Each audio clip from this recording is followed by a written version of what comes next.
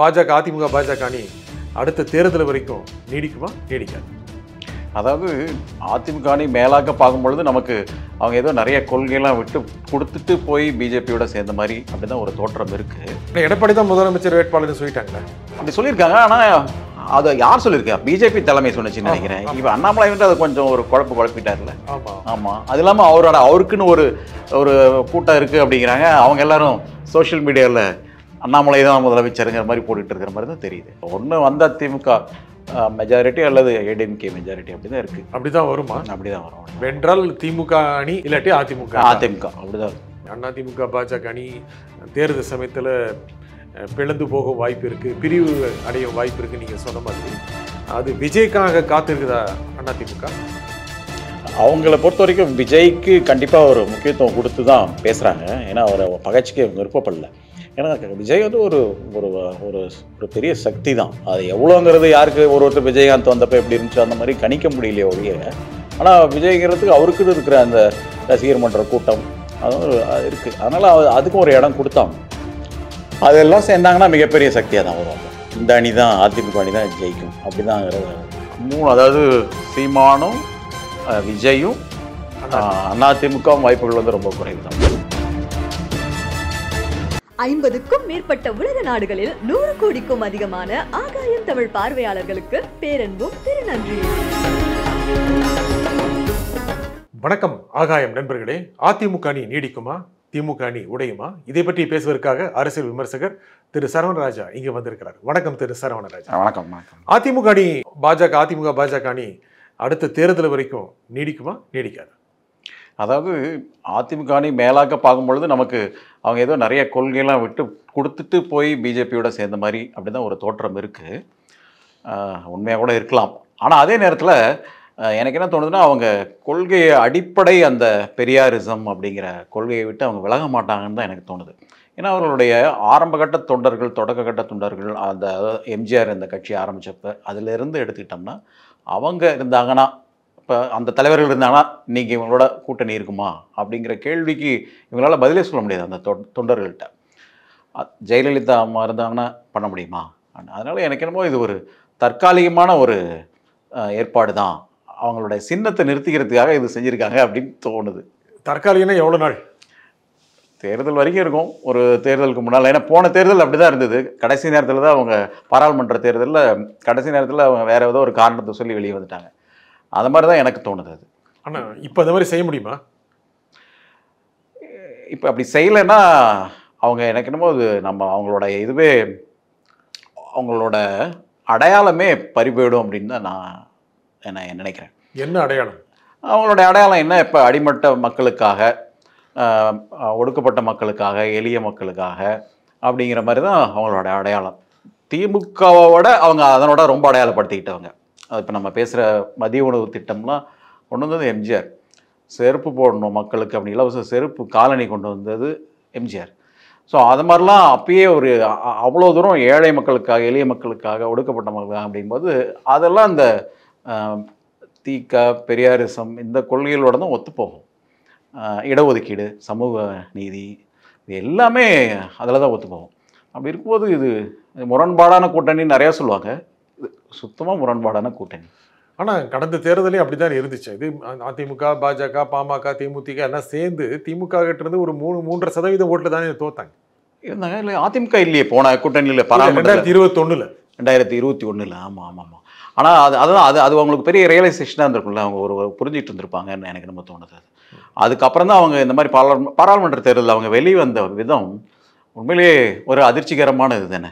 அவங்க அந்த கூட்டணி கலக்கிருச்சு இல்லை. அவங்க அந்த நேரத்தில் கடைசியில் திட்ட ஆரம்பிச்சிட்டாங்க எல்லாரும். எடப்பாடியார் அவரை திட்ட ஆரம்பிச்சிட்டாங்க. அது மாதிரிலாம் அவர் எடுத்த முடிவு வந்துட்டு கொள்கை சார்ந்து தான் எடுத்திருக்கிறாரு. ஆனால் அவர் சொன்னது வேற ஏதோ, அதாவது ஒரு அண்ணாமலையை காரணம் காமிச்சாங்கன்னு நினைக்கிறேன். ஆனால் அது கிடையாது, கொள்கை சார்ந்து எடுத்த மாதிரி தான் எனக்கு தோணுது. இப்போவும் அண்ணாமலை ஒரு நெருடலாக இருப்பார், கூட்டணி தொடர்றதில்ல அப்படிங்கிற மாதிரியும் ஒரு பேச்சு இருக்குது. முக்கியம் அண்ணாமலை ஏதோ ஒரு வகையில் கருத்துக்களை சொல்லி சமீபத்துக்கு ஒரு பேட்டியில் எடப்பாடி தலைமையில் தான் கூட்டணியா தான் ஆட்சியா அப்படிங்கும்போது அதாவது சொல்லிடுவேன் அப்படின்னு சொன்னது எல்லாமே இன்னும் கூட கூட்டணியில் ஒரு நெருடலை, ஒரு தர்ம சங்கடத்தை ஏற்படுத்துது. அண்ணாமலை ஒரு காரணமாக இருப்பார் மறுபடியும் கூட உடையிறதுக்கு. அது சாத்தியமா? ரொம்பவே சாத்தியம். இப்போ ஒரு வாரத்துக்கு முன்னால் சொல்லியிருக்காரு, அதே மாதிரி தான் பேசியிருக்கிறாரு. ஆமா.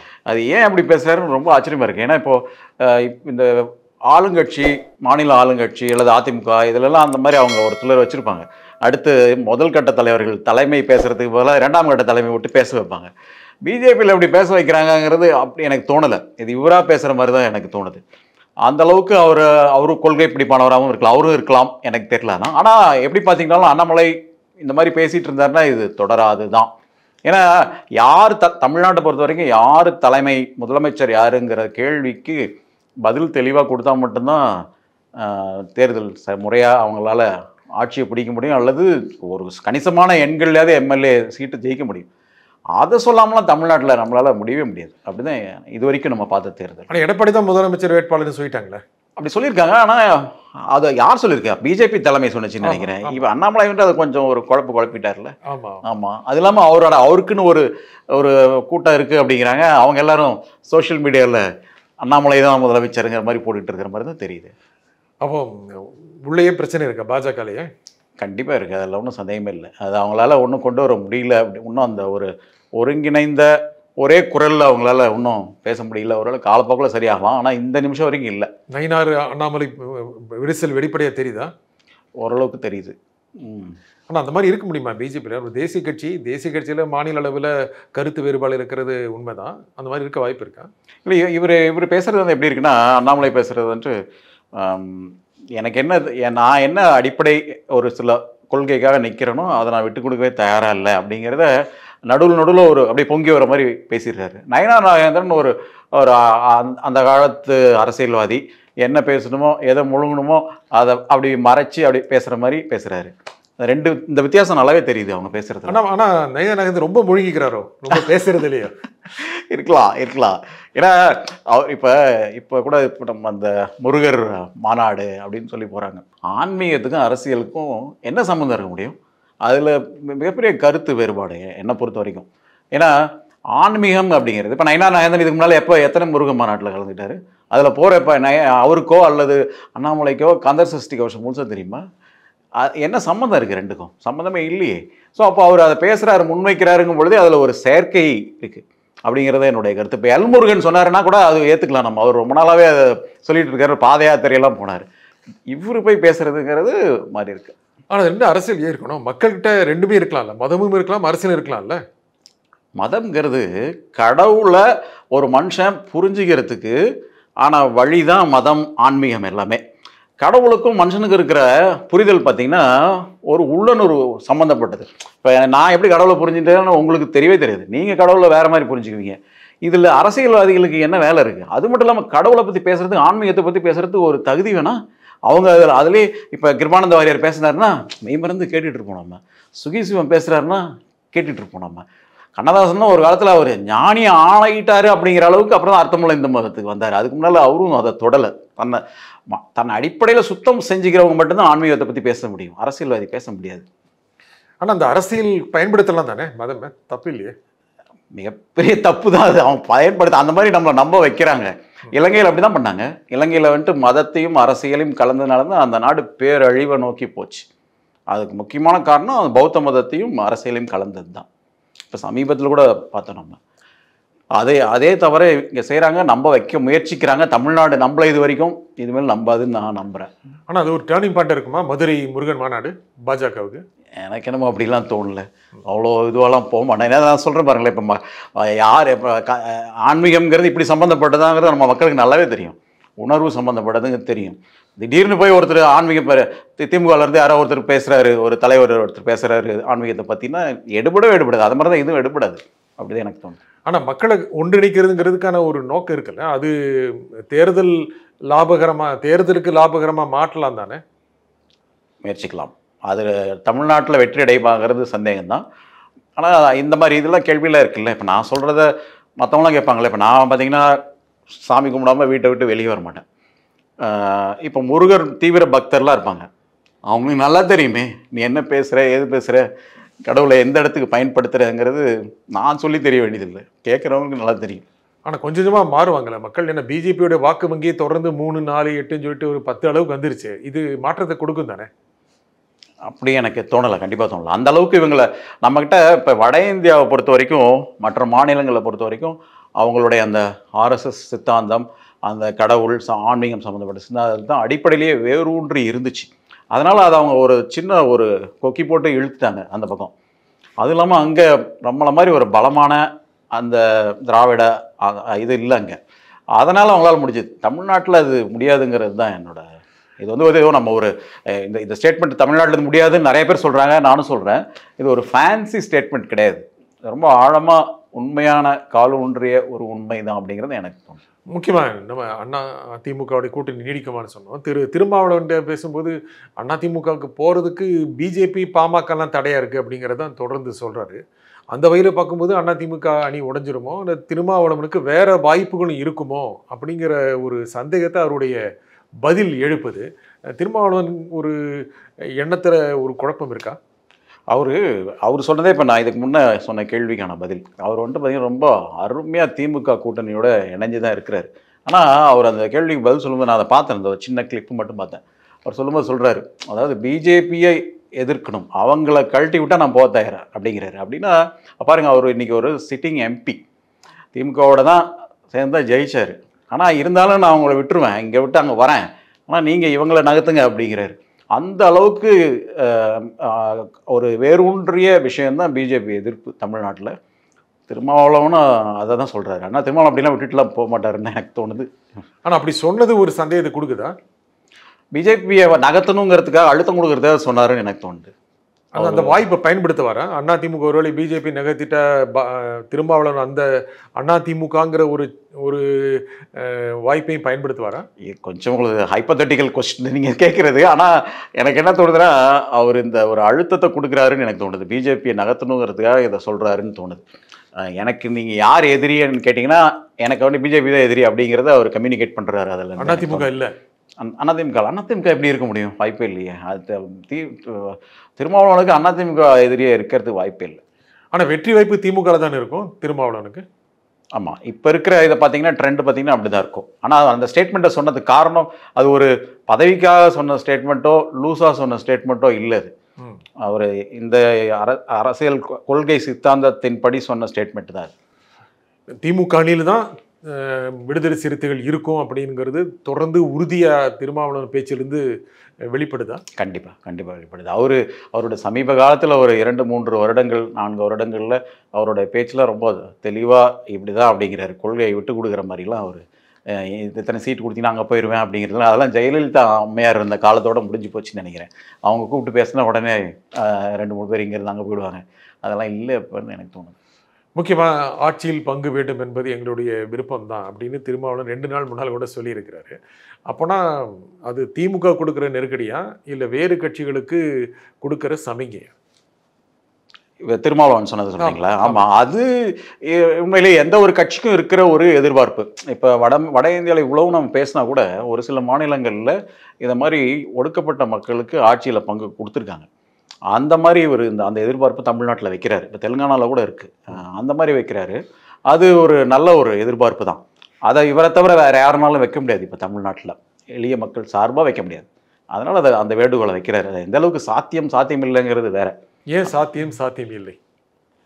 ஏன்னா இங்கே நம்ம சொல்கிற மாதிரி தமிழ்நாட்டில் பார்த்திங்கன்னா அந்த அளவுக்கு ஜாதிய அடிப்படையில் இந்த முதலமைச்சர் வரணும், அந்த முதலமைச்சர் வரணும், இந்த ஜாதியை சேர்ந்தவர் வரணும் அப்படிங்கிற பேச்சு எப்பயுமே வந்தது இல்லையே. முதலமைச்சர் பதவிக்கு அப்படிங்கிறது வந்தது கிடையாது, அல்லது துணை முதலமைச்சர் பதவிக்கு வந்தது அப்படிங்கிறது கிடையாது. எம்எல்ஏ சீட்டு ஜாதி பார்த்து தான் கொடுக்குறாங்க அப்படிங்கிறது உறுதி. ஆனால் அதுக்கு மேலே வந்ததில்லை. அமைச்சர் கூட ஜாதியை பார்த்து கொடுக்குறாங்க, துணை முதலமைச்சர் பதவிக்கு ஜாதி பார்த்து கொடுக்கறது இல்லை. அந்த அளவுக்கு இன்னும் போகல தமிழ்நாட்டில். ஆனால் அந்த பிரதித்துவம் வேணும் அப்படின்னு விடுதலை சிறுத்தைகள் எதிர்பார்க்கலாம் தானே? எதிர்பார்க்கலாம். ஆனால் அதுக்காக தான் அவர் வைக்கிறாரு அந்த அளவுக்கு. ஆனால் அது நம்ம மாநிலத்தில் எடுபடாதுன்னு தான் எனக்கு தோணுது. எடுபடாதுன்னு எனக்கு அண்ணா திமுக அடுத்த தேர்தலில் ஒருவேளை திமுக அணி வென்றால் திமுக அடுத்த தேர்தலிலும் அறுதி பெரும்பான்மை 117 பெற்றுவிடும், அதை தாண்டி விடும் அப்படிங்கிறதுனால கூட்டணி கட்சிகளுக்கு இடம் கிடைக்காது. அதுதான் நிலவரமா? ஆமாம், அவங்க அதை விட்டு கொடுக்க தயாராக இருக்க மாட்டாங்க. ஒரு 2-3-4 தேர்தலுக்கு முன்னால் 2011 அதுக்கு முன்னே கருணாநிதி அவர்கள் உயிரோட 2006 அப்போ தான் அந்த மைனாரிட்டியாக வந்தாங்க. 95 வந்தாங்க. இவங்க கூட ஜெயலலிதா அம்மா கூட சொல்லிட்டே இருப்பேன், மைனாரிட்டி அரசும்பாங்க. அப்போ அந்த ஃபார்முலா அப்படி வந்தது. அது ஒரு நெருக்கடியான இதில் அந்த மாதிரியான சூழல் இப்போ இருக்கிற மாதிரி தெரியல. ஒன்று வந்தால் திமுக மெஜாரிட்டி அல்லது ஏடிஎம்கே மெஜாரிட்டி அப்படி தான் இருக்குது. அப்படி தான் வருமா? அப்படி தான் வரும். வென்றால் திமுக அணி, இல்லாட்டி அதிமுக. வென்றால் திமுக, இல்லாட்டி அதிமுக அப்படிதான் இருக்கும். ஆனால் இன்னைக்கு நிலவரத்தில் திமுக அணி பலமாக இருக்குது. அதுவே வெற்றிக்கான சாத்தியத்தை கொடுக்குதா? கண்டிப்பாக இருக்குது. மக்கள்கிட்ட அதாவது ஒரு இந்த மாதிரி ஒரு கருத்தும் இருக்குது. அதாவது அந்த என்ன சொல்லுவாங்க, ஆன்டி இன்கம்பன்சின்னு சொல்லுவாங்க. அது இருக்க தான் செய்யும். அது இருக்குது கண்டிப்பாக இருக்குது. அதை அவங்க வென்றெடுத்து தான் ஆகணும். அதுக்கு அவங்க தனியாக ஒரு ஸ்ட்ராட்டஜி தான் போடணும். பாராளுமன்ற தேர்தலில் ஜெயிச்சுட்டு வந்த மாதிரி இதில் அவ்வளோ ஈஸியெல்லாம் வர முடியாது. இந்த ஆன்டி இன்கம்பன்சிங்கிறது 5 வருஷமாக உங்களை பார்த்துட்டோம். நீங்கள் அதை சொன்னீங்க, அந்த அந்த என்ன சொல்கிறது, ஃபெமிலியாரிட்டி லீட்ஸ் டு கண்டெம்ப்ட்டுமாங்க. அது ரொம்ப தவிர்க்கிறது ரொம்ப கஷ்டம். அதை வென்றெடுத்தாருன்னா இவர் இப்போ இருக்க முதலமைச்சர் முன்னே மிகப்பெரிய சாதனை தான் அப்படின்னு சொல்லி ஜெயிக்க முடியுமா? நான் நிறைய குற்றச்சாட்டு எதிர்கட்சி தொடர்ந்து வருது. முக்கியமாக சட்டம் ஒழுங்கு, அதிக அளவுக்கு கொலைகள், பாலியல் வன்கொடுமைகள் தொடர்ந்து கிட்டத்தட்ட ஒரு வாரத்துக்கு ஒன்னே அந்த மாதிரியான புகார்கள் வந்துட்டே இருக்கு. இது தவிர அமைச்சர்கள் மீது இருக்கின்ற புகார்கள், குற்றச்சாட்டுகள், இடி ரைட்ஸ் இதெல்லாம் சேர்ந்து ஒரு பெரிய அளவுக்கான ஒரு எதிர்மறை மனநிலையை, ஒரு நெகட்டிவ் இம்பேக்டை கொடுக்குமா கொடுக்காது? கண்டிப்பாக கொடுக்குது அது. ஏன்னா எந்த அமைச்சரை பார்த்தாலும் மீதி இருக்கிறது ஒரு சில அமைச்சர்கள் தான் இருக்காங்க போல இருக்கு. இந்த இடியில் சம்மந்தப்படாதவங்க, இந்த பாலியல் வழக்குகள்லாம் பயங்கரம், ட்ரக்ஸு, மாணவர்கள் ட்ரக்ஸ் பயன்படுத்துறது, அதுக்கு இவங்க என்ன நியாயம் கொடுத்தாலும் அதில் வேறு கட்டத்தை நோக்கி தான் போயிட்டுருக்குது. அதெல்லாம் இவங்களால தடுத்து நிறுத்த முடியல. அது எங்கேயோ இவங்க கையை விட்டு போயிட்ட மாதிரியே தான் தெரியுது. அதெல்லாம் பிரச்சனையான ஏரியாஸ் தான். ஆனால் அதுக்கு ஈக்குவலாக இப்போ இவங்க இந்த பிஜேபி, இந்த அலையன்ஸ்லாம் அப்படி இருக்குது பாருங்களா, அது இவங்க அந்த எந்த அளவுக்கு கொள்கை பிடிப்போட அதிமுக இருக்குது, எந்த அளவுக்கு மற்றவங்க இருக்காங்க அப்படிங்கிறது, கொள்கைங்கிறதே இல்லைங்கிற மாதிரி அப்படிலாம் போயிட்டுருக்குல்ல. அதனால் நம்ம மக்கள் வந்து பார்த்திங்கன்னா இப்போ எடுத்துக்காட்டாக இவங்க என்ன பண்ணுறாங்க, திமுக வந்துட்டு கீழடி எடுத்து முன்வைக்கிறாங்க. கீழடி ஆக்சுவலாக மக்கள் பிரச்சனை கிடையாது. கீழடி வந்து உண்மையிலேயே ஒரு சமுதாய, அதாவது என்ன, ஒரு நம்மளுடைய தொன்மை சம்மந்தப்பட்ட ஒரு பிரச்சனை, உணர்வு சம்மந்தப்பட்ட பிரச்சனை, சந்தேகமே இல்லை. ஆனால் இருந்தாலும் அவங்க அதை எடுத்து முன்வைக்கிறதுக்கு காரணமே இது எல்லாத்தையும் கொஞ்சம் அப்படி அடிக்கிறதுக்கு அந்த மாதிரிலாம் பண்ணுறாங்க, நியூட்ரலைஸ் பண்ணுறாங்க அப்படிங்கிறது என்னோட. ஆனால் கீழடிங்கிறது ஒரு முக்கியமான பிரச்சனை. நீங்கள் சொன்ன மாதிரி தமிழனுடைய ஒரு தொன்மை மரபை எடுத்து காட்டுகிற விஷயம். அதை நோக்கி போராட்டங்கள் நடந்துட்டு இருக்கு. அதிமுக அது பதில் சொல்லலையே அப்படின்னு தொடர்ந்து திமுக கேட்குறாங்க. அதுவும் மக்கள்கிட்ட போய் சேரும். நீ சொன்ன மாதிரி இருக்கின்ற எதிர்மறை மனநிலையை, ஆன்டி இன்கம்பன்சி ஃபேக்டர்ஸை இந்த மாதிரி விஷயங்களை வச்சு திசை திருப்ப முடியுமா? நியூட்ரலைஸ் பண்ண முடியும். கண்டிப்பான உணர்வு சம்மந்தப்பட்ட பிரச்சனை இது. அது வந்துட்டு அது கீழடி நான் போயிருக்கேன். தொடக்க கட்டத்தில் அப்போ ஒரு ராமகிருஷ்ணன் அவர்களை இடமாற்றம் செய்கிறதுக்கு 5-7 வருஷத்துக்கு முன்னால் ஒரு தடவை ஒரு முயற்சி நடந்துச்சு. அப்போலாம் நான் அப்போ தான் தொடங்குறாங்க இந்த அகழாய்வு. அப்போலாம் போயிருந்தேன் நான். ஸோ அப்போ அந்த மாதிரி அந்த உணர்வு சம்மந்தப்பட்ட பிரச்சனை இதுவே ஒரு உலக நாடுகள் ஏதாவது ஒன்று எடுத்துக்கிட்டிங்கன்னு வச்சுக்கோங்களேன். இந்த மாதிரி ஒரு கண்டுபிடிப்பு இருக்குன்னா யூஎன்லேருந்து எல்லாம் வந்துடுவான். அவன் தனி ஃபண்டிங்கே கொடுத்துருப்பான். இது எங்கேயோ ஒன்று இருக்குது, இது ஒரு கண்டுபிடிப்பு இருக்குது. இது என்னென்னா அப்படியே எதிர்மறையாக இருக்குது. நம்ம ஆளுங்களே, மத்திய அரசில் இருக்கிறவங்களே, ஏன்னா உங்கள் ப்ரூஃபு, நீ என்ன இப்படி பண்ணுற அப்படின்னு பேசுகிறாங்க. ஒரு மாநில அரசே இது பிரித்தாளும் சூழ்ச்சி செய்துங்கிற குற்றச்சாட்டை முன்வைக்கிறார் அந்த மத்திய அரசு அமைச்சர். அதெல்லாம் மிகப்பெரிய தவறு. ஸோ அதில் இவர் திமுக அரசு இதை யோசிச்சு நியூட்ரலைஸ் பண்ணுறதுக்காக தான் சொல்கிறாங்கன்னே வச்சுக்கிட்டா கூட அந்த வலையில இவங்க விழுந்துட்டாங்க. அதிமுகவும் பிஜேபி அப்படின்னு தான் நினைக்கிறேன். அதிமுக விழுந்துட்டாங்கிறீங்களா? ஆமாம், அவங்க நீங்கள் சொல்லணும், கவுண்டரே கொடுக்கலையே அவங்க. அவன் இது மிகப்பெரிய பிரச்சனை தானே இது. சொல்லி அதான் உணர்வு சம்மந்தப்பட்ட பிரச்சனை இல்லை, அதுக்கு பதில் கொடுத்து தானே இருக்கணும்.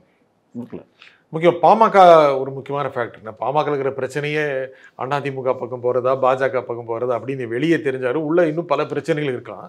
பாமக எங்கே இருக்குது அப்படிங்கிறது யாருக்கு சாதகமாக மக்கள் மாறுவார்கள் அதை நிர்ணயிக்குமா, டிசைட் பண்ணுமா? பாமக அவங்களுக்குள்ள உண்மையிலேயே இந்த பிரச்சனை பயங்கர ஒரு சர்ப்ரைசிங்கான ஒரு விஷயந்தான் அது. அதுவும் அவர் திரு ராமதாஸ் அவர்கள் அதை ஒன்றும் தெளிவாக சொல்ல மாட்டேங்கிறாரு. நாங்கள் அப்படி மாறுவோம், இப்படி மாறுவோன்றவரே தெளிவாக நாங்கள் திமுக பக்கம் போகிறோம்லாம் ஒன்றும் சொல்லலை. ஆனால் அவர் அன்புமணி ரொம்ப தெளிவாக சொல்கிறாரு, நாங்கள் இந்த பக்கம் தான், பிஜேபி பக்கம் தான் அப்படிங்கிறாரு.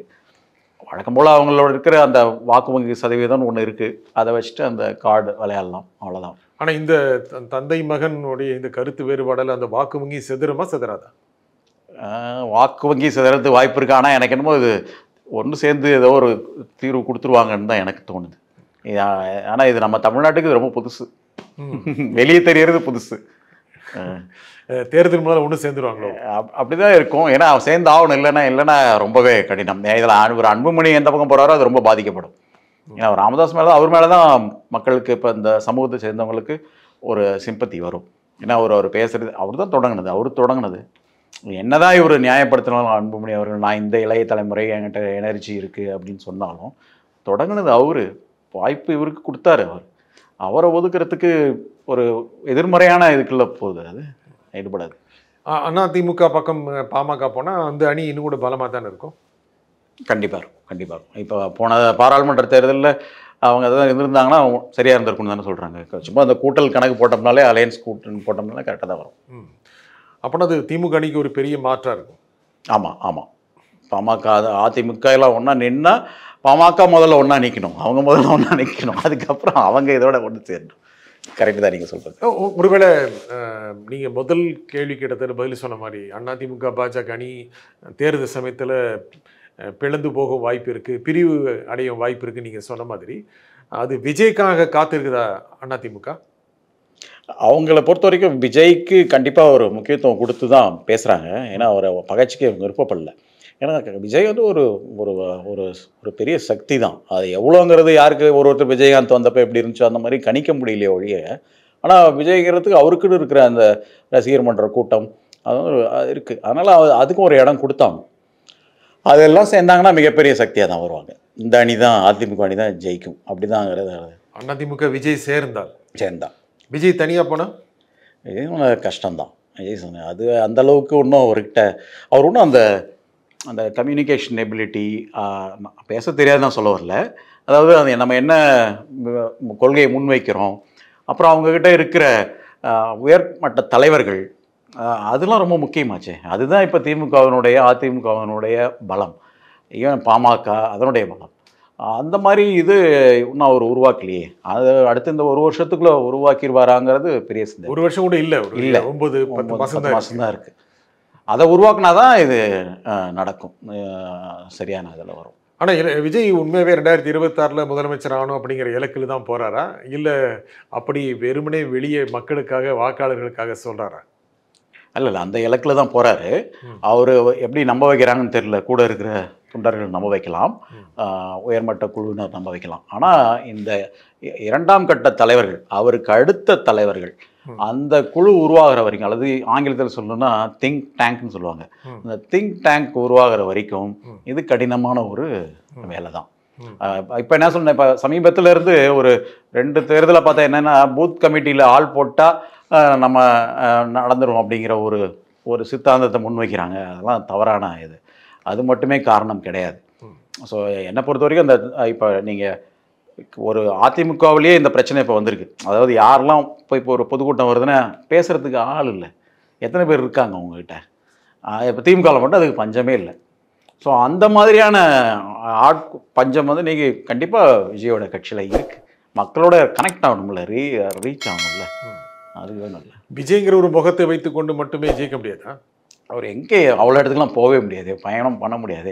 முதல்ல அவர் இந்த போய் மக்களை போய் பார்த்துருக்கணும். இல்லை அதுக்கே ரொம்ப டைம் ஆகிடுமே. அவர் இப்போ ராகுல் காந்தி இப்போ இருக்கிற இதை பார்த்தீங்கன்னா, ராகுல் காந்தி தமிழ்நாட்டுக்கு வந்தார்னா ஒரு 2-3 இடத்துல மட்டும் மீட்டிங் போடுவாங்களா, அவ்வளோதான் இவரால் போட முடியும் போல் எனக்கு தோணுது. அப்படி போனால் மாவட்ட வரையாக போகலாம், ஒரு 35-40 கூட்டம் போடலாம் இவரால் இப்போ இருக்கிற இதில். அவர் ஒரு ஒன்றியத்துக்கும் போயிட்டு வந்திருந்தால் மட்டும்தான் போனாதான் இது நடக்கும். ஏன்னா இப்போ இதுக்கு முன்னால் சிவாஜி கணேசன் அவர் இருந்தப்பெல்லாம் நான் சின்ன வயசில் அப்போ பார்த்துருக்கேன். அவர் மிகப்பெரிய சக்தி அப்போ. ஆனால் அவரால் அந்த போய் ரீச் பண்ணவே முடியல. எல்லா இடத்துக்குலாம் போய் இவர் தான் இங்கே நிற்கிறாரு, காங்கிரஸ் சார்பாக வராருன்னு சொல்கிறதுக்குள்ளாரே தேர்தல் வந்துருச்சு, இழந்துட்டார், மோட்டிவேஷனும் போயிடுச்சு அவருக்கு. அந்த மாதிரி தானே இருக்குது. ஆனால் விஜய் ஒரு கூட்டம் நடத்தினாவே, ஒரு கூட்டத்தில் பேசினாவே தமிழ்நாடு முழுக்க அது போய் சேர்ந்துருது, ஊடகங்கள் கொண்டு போய் சேர்த்துருது. அது எல்லா ஊர்களுக்கும் போன மாதிரி இருக்குது. அதெல்லாம் நீங்கள் சொன்ன மாதிரி ஒரு 30 ஊருக்கு போனால் கூட அந்த ஏரியாவில் ஒரு அதிர்வுகளை ஏற்படுத்தி வாக்குகளை கவர முடியும் தானே? இருக்கும், கண்டிப்பாக இருக்கும். ஆனால் அது ஆட்சி எடுக்கிற அளவுக்கு எப்படி இருக்க முடியும்? அது வாய்ப்புகள் ரொம்ப, ஆட்சி வர முடியாது. அது தனிப்பட்ட முறையில் எப்படி வர முடியும்? தமிழ்நாட்டில் அந்த மாதிரி சக்தி ஒன்று இருக்கிற மாதிரி எனக்கு தெரியல. திமுகவே அப்படி இல்லையே. கூட்டணி வந்தால் தானே வர முடியும். அலையன்ஸை வச்சு தான் பல வருடம் ஆயிடுச்சு. அந்த மாதிரிலாம் எனக்கு தெரிஞ்ச எம்ஜிஆருக்கு அப்புறம் எம்ஜிஆரோட அது நின்றுச்சு. தனியாக கூட்டணியை பற்றி கூட்டணி இல்லாமல் அவரும் கூட்டணி வச்சுருந்தார், இருந்தாலும் ஒரு தனிப்பெரும் சக்தியாக இருந்தார். அதுக்கப்புறம் அந்த கூட்டணி இல்லாமல் யாராவது ஆட்சிக்கு வந்தாங்களா, கூட்டணி கணக்கு போட்டே தான் ஆட்சிக்கு வந்துட்டு இருக்காங்க. அது நல்ல ஃபார்முலா, நல்ல ஒர்க் அவுட் ஆகிற ஃபார்முலா. அதை நம்ம தவறாக கூட பார்க்க வேண்டியதில்லை. எல்லாத்துக்கும் அப்படி பகிர்ந்தளிக்கிறாங்க வாங்க அப்படின்னு. எல்லாருமே ஒரு பொது கொள்கை சித்தாந்தத்துக்கு அடிப்படையிலையும் வராங்க. ஸோ அதனால் அந்த மாதிரி கொண்டு வந்தால் தான் இவரால் முடியும். இவரோட தலைமையில் அல்லது இவர் அதிமுக தலைமை அந்த மாதிரி ஏதாவது போனால் தான் வர முடியும். தனியாக வர முடியாது. அப்போ வாய்ப்பு இல்லை. தனியாக இருந்தால் விஜய் சிஎம் ஆக முடியாது. அது எப்படி இந்த தேர்தலில் கண்டிப்பாக முடியாது அப்படிதான் எனக்கு தோணுது. அந்த மாதிரி முடியாது. ஓட்டெல்லாம் பிரிஞ்சுதுண்ணா. விஜய் தனியாக போகிறாரு, அண்ணா திமுக பாஜக கூட்டணி போகுது அப்படின்னா திமுக கூட்டணி உறுதி. அதாவது அதிமுக எப்படி சொன்னீங்க? அதிமுக பாஜக கூட்டணி போகுது, விஜய் போறாரு, தனியா போறாரு, அதில் 1-2 கட்சிகள் போகுது, அந்த சீமான் இருக்காரு. அப்படின்னா ஓட்டுகள் பிரிந்தால் திமுக வெற்றி உறுதி தான், சந்தேகமே இல்லை. எதிர்ப்பு ஓட்டுகள் பிரியுது இல்லையா, கண்டிப்பாக அப்படிதான். இப்போ நேற்று தான் பார்த்தீங்கன்னா அதனுடைய அந்த அருண்ராஜ்னு ஒருத்தர் சேர்ந்திருக்காரு பாருங்க. அவரு கொஞ்சம் அந்த பிஜேபியோட எதிர்ப்பு நிலைப்பாட்டோட ஒரு ஸ்டேட்மெண்ட் ஒன்று விட்டுருக்காரு, கொஞ்சம் கடுமையான ஒரு கீழடி. ஆமாம், அது கீழடி தொடர்பாக அந்த மாதிரி ஒன்று வரதானே. அந்த மாதிரி வந்தால் தான் இவரோட இது வந்து தனிப்பெரும் சக்தியாக வர முடியும். அதில் காலப்போக்கில் தான் வரும். ஸோ அதனால் இது 3ம் தனியாக பிரிஞ்சுன்னா இவங்களுக்கு நல்ல ஒரு வாய்ப்பு. 3 ஒன்றா இருக்க சேர வாய்ப்பு இருக்கா? 3 அதாவது சீமானும் விஜயும் அதிமுக வாய்ப்புகள் வந்து ரொம்ப குறைவு தான். இந்த நிகழ்ச்சியிலும் கருத்தில் குறிப்பாக திரு சரவணராஜா, மிக்க நன்றி. நன்றி. மீண்டும் ஒரு நிகழ்ச்சியில் சந்திப்போம். நன்றி, வணக்கம்.